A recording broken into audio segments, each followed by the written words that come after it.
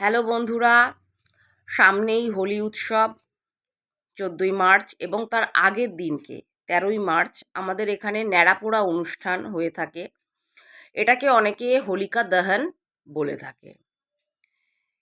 এই দিনকে তোমরা যাদের বাড়িতে হাজব্যান্ড ওয়াইফের মধ্যে খুব সমস্যা চলছে, যে সমস্ত জাতক জাতিকার বিয়েতে বাধা, বিয়ে হচ্ছে না কিছুতেই, নানা কারণে বিয়েতে বাধা আসছে, তারা একটা উপায় অবশ্যই করবে। সেটা হচ্ছে যজ্ঞের সামগ্রী বা যেটা হাবনের সামগ্রী বলা হয়ে থাকে।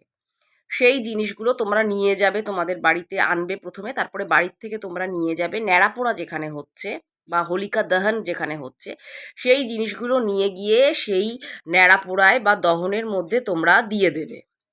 এবার সেই সামগ্রীগুলো কি কি, যেটা আমাদের যজ্ঞে সাধারণত লেগে থাকে: বেল কাঠ লেগে থাকে, বেল পাতা লাগে, কর্পূর লাগে, ধুনো লাগে। তো এই ধরনের জিনিসগুলো, ঠিক আছে, তোমরা অর্পণ করো, দেখবে তোমাদের এই সমস্যার থেকে তোমাদের মুক্তি লাভ হবে।